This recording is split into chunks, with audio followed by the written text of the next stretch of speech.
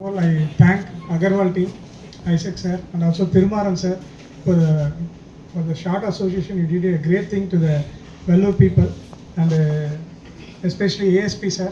Sir, பார்த்தீங்கன்னா I think அவர் பேசும்போது தெரியும், the most energetic and also knowledgeable person.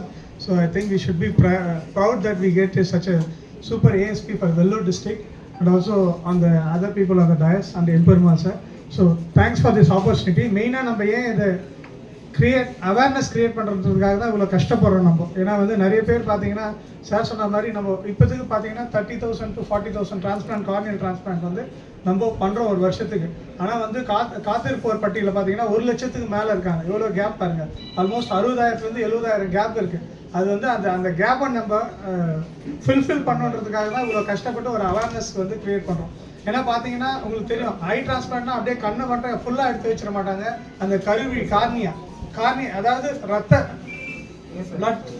Blood டொனேஷனுக்கு அடுத்தது அதிகமான டிரான்ஸ்பிளான்ட் நடக்கிறது இந்த ஐ டொனேஷன் தான்.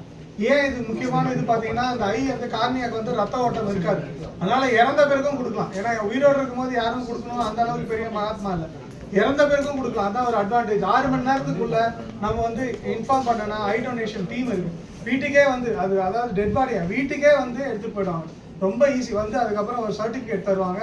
அதனால கண் எடுக்கிறதுனால வெளியே எதுவும் தெரியாது, ஏன்னா கண்ணை மூடிட்டு போயிடணும். ஒரு ஏதாவது கொடுத்தோன்னா அதாவது செதஞ்சு போயிடும், அப்பெல்லாம் நம்ம பயப்படவே தரணும். ஸோ அதனால எல்லாரும் முன் வரணும். இது ஒரு அவேர்னஸ். எல்லாரும் வந்து இறந்து போனால் கட்டாயம் வந்து ஐ டொனேஷன் பண்ணோம். அப்படி ஐ டொனேஷன் பண்ணால் எத்தனோ குழந்தைங்க கண் பார்வை இல்லாமல் நம்ம சொல்ற மாதிரி ஒரு 10 நிமிஷம் நம்ம கண்ணை கட்டிட்டு இருந்தால் எவ்வளோ கஷ்டமா இருக்கு. அவங்க லைஃப் லாங்காக வந்து கண்ணு தெரியாமல் இருக்காங்க. அவங்களுக்கு வந்து கண்ணு கொடுத்தா அவங்க வந்து எவ்வளோ சந்தோஷப்படுவாங்க. ஏன்னா ஜஸ்ட் மண்ணுக்கு போகிற கண்ணு வந்து நம்ம கண்ணை வந்து லைஃப் லாங்காக மற்றவங்க பார்த்துட்டு இருக்க இன்டைரக்டாக நம்ம ஹெல்ப் பண்ணுறோன்றது நமக்கு தெரியும்.